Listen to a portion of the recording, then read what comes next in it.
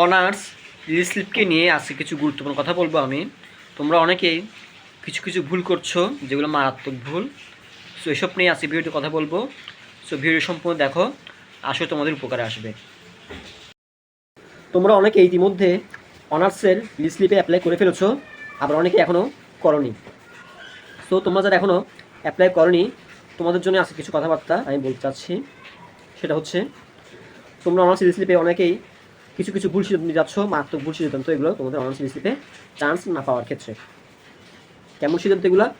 তোমরা চাচ্ছ কি যে কোনো মূল্যে একটা সরকারি কলেজে পড়তে। এখন কথা হচ্ছে, সরকারি কলেজে কিন্তু এতগুলো সিট নাই স্লিপের মধ্যে এসে। কারণ তোমরা জানো যে প্রথম মেরিট লিস্ট, দ্বিতীয় মেরিট লিস্ট এবং কোটা মেরিট লিস্টে অনেকেই সরকারি কলেজ পরীক্ষা দিয়েছিল, সেখানে চান্স পেয়েও গিয়েছে। সো তোমরা যারা এখনও চাচ্ছ সরকারি কলেজে পড়তে, তোমাদেরকে বলে রাখা ভালো, সরকারি কলেজে পর্যাপ্ত পরিমাণ সিট নাই তোমাদের সবাইকে সেখানে সিট দেওয়ার মতো। তোমাদেরকে অবশ্যই আবেদন করতে হবে বেসরকারি কলেজগুলোতে। আমি তোমাদের ফেসবুক দেখছি কিছুদিন ধরে যে একটা ছেলে 104 পেয়েছে, 104 দিয়েও সে 500 সরকারি কলেজ দিয়ে দিয়েছে। আবার অনেকে 109 পেয়েছে, সেও সরকারি কলেজ দিয়ে দিয়েছে। একটু 160 পেয়েছে, সেও সরকারি কলেজ দিয়েছে। 150 পেয়েছে, সেও সরকারি কলেজ দিয়েছে। এখন কথা হচ্ছে, যে 160 পেয়েছে বা যে 150 পেয়েছে, তাকে না নিয়ে কি তোমাকে 109, 105, 110 এইসব নাম্বার তোমাকে সরকারি কলেজ দিতে পারে কোনোভাবে? তুমি সেটা একটু বিবেচনা করে বলো। মানে তোমার যে যে জন্য পাচ্ছ 500 সরকারি কলেজ দিয়ে যাচ্ছ। আমি আগের ভিডিওতে বলছি যে 500 সরকারি কলেজ কখনোই দেওয়া যাবে না। তুমি যদি 200 পাও, তাহলে 500 সরকারি কলেজ কখনোই দেওয়া যাবে না। কিন্তু তোমরা সেই সেম ভুলটাই করে যাচ্ছ, এবং তোমার মারাত্মক ভুল যারা করছো, যারা 120-এর নিচে আছো, যারা 120-এর নিচে আছো, তারা প্রত্যেকেই 500 সরকারি কলেজ দিয়ে যাচ্ছ। তোমরা প্রথম লিস্টে পেয়েছো কোনো সাবজেক্ট, কোনো কলেজে সিট পাবে না। কারণ তোমরা যে ভুলটা করছো মারাত্মক ভুল। এই নাম্বার আসলে সরকারি কলেজ তোমাকে নেবে না। তোমরা তারপরেও সরকারি কলেজে পড়ার জন্য 500 সরকারি কলেজ তোমরা দিয়ে যাচ্ছ। তোমাদেরকে বলে রাখা ভালো, তোমরা সবাই যে সরকারি কলেজে পড়তে চাচ্ছ, আমি সেটা বুঝতে পারছি। তোমাদের আর্থিক অনটনের কারণে, আর্থিক অসুবিধার কারণে পড়তে চাচ্ছ, আমি জানি।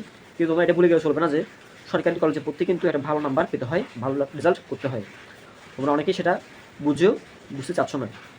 তোমাদেরকে বলবো, তোমরা যারা বুঝতে চাচ্ছ যে সরকারি কলেজে পড়তে ভালো নাম্বার লাগে, তোমরা কিন্তু একটা চরম বিপদের মুখে পড়ছো প্রথম স্লিপে এসেও।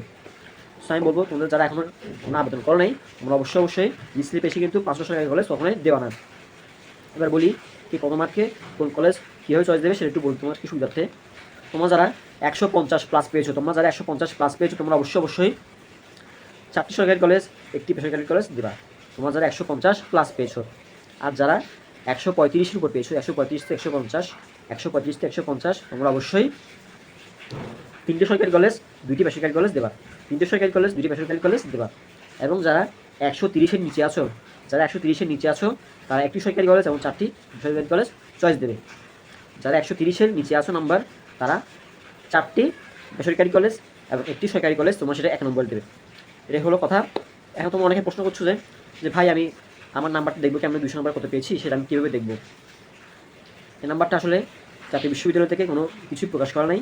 তো সেটার সম্বন্ধে আমি কিছু জানি না, কিন্তু এটা বলতে পারি যে তোমাদের 100 নম্বর জিপি এবং 100 নম্বর এমসিকিউ মিলে 200 নম্বরের পরীক্ষা অনুষ্ঠিত হয়েছিল, এবং তার মাফিকেই তোমাদের রেজাল্টটা দিয়েছিল। এখন তোমরা যারা জিপি মার্ক বের করতে পারছো না, 100 নম্বর জিপি মার্কটা, সেটা আমার চ্যানেলেই ভিডিওটি আছে, তোমরা সেটা দেখে নাও, বা আমি কমেন্ট বক্সে ভিডিওটি দিয়ে রাখবো। আর তোমরা যারা 100 নম্বর এমসিকিউ নাম্বার জানো না, তোমাদের পরীক্ষা দিয়ে এসে প্রশ্নকে আনসারটা মিলাও নাই, তাদেরকে আমার কিছু বলার নাই। আসলে এই ব্যাপারে আমি কোনো সাহায্য করতে পারবো না। এটুকুই ছিল কথা। নাম্বার জানানোর কোনো ওয়ে নাই, জাতীয় বিশ্ববিদ্যালয়ের কোনো ওয়ে বলে নেই। সো তোমরা যারা 150+ পেয়েছো, অনুমান করছো, তোমরা অবশ্যই 4টি সরকারি কলেজ, 1টি বেসরকারি কলেজ, এবং যারা 135 থেকে 150 পেয়েছো, তারা 3টি সরকারি কলেজ, 2টি বেসরকারি কলেজ, এবং যারা 130-এর নিচে পেয়েছো, তোমরা অবশ্যই 1টি সরকারি কলেজ, 4টি বেসরকারি কলেজ দেবা। আর তোমরা যারা এখনও দেওয়ার ইচ্ছা করছো 500 সরকারি কলেজ আমি দেবো, 5টি সরকারি কলেজ আমি দেবো, তোমরা চরম ভুল করতে যাচ্ছ। প্রথম স্লিপ এসেও এবার কিন্তু কোনো চান্স পাবে না। অলরেডি কিন্তু অনেকে 104, 109, 110-এ 500 সরকারি কলেজ চয়েস দিয়ে ফেলেছে, তারা একটু সিট পাবে না। তোমরা লিখে রাখো। সেটা কি ছিল ভিডিও, আজকের সতর্কতামূলক ভিডিও। আর হ্যাঁ, তোমরা যারা বলতে আমি এই সরকারি কলেজে পড়বো, কোনো বেসরকারি কলেজে আমি পড়বো না, তোমাকে আমার কিছু বলার নেই। তোমাকে একটা কথাই বলবো আমি, যে তোমরা অবশ্যই যে কোনো সরকারি কলেজে পড়তে চাও, তোমার যে সাবজেক্টের সিট বেশি, ওই সাবজেক্টগুলো অবশ্যই প্রথমে সারিয়ে দেবে। যদি সরকারি কলেজে পড়তে চাও, হয়তো ভালো সাবজেক্ট পাবে না, খারাপ সাবজেক্টে পড়তে হতে পারে। আর যারা সাবজেক্ট ইম্পর্টেন্ট, কলেজ ইম্পর্টেন্ট না, সাবজেক্ট ইম্পর্টেন্ট, তোমরা অবশ্যই বেসরকারি কলেজ ট্রাই করতে পারো। চাইলে তোমার নাম্বার ভালো থাকলে অবশ্যই সরকারি কলেজও ট্রাই করতে পারো, যারা 150 প্লাস হয়েছে। এটুকু ছিল ভিডিও। তোমাদের কোনো প্রশ্ন থাকলে অবশ্যই কমেন্ট বক্সে কমেন্ট করো, আমি সবার কমেন্টের রিপ্লাই দেবো। সো এটুকু ছিল ভিডিও। সবাই ভালো থাকো, সুস্থ থাকো। ধন্যবাদ সবাইকে। আর ভিডিও ভালো লাগলে অবশ্যই সাবস্ক্রাইব করবে, লাইক করবেন, শেয়ার করবে তোমাদের বন্ধুর সাথে। ধন্যবাদ সবাইকে।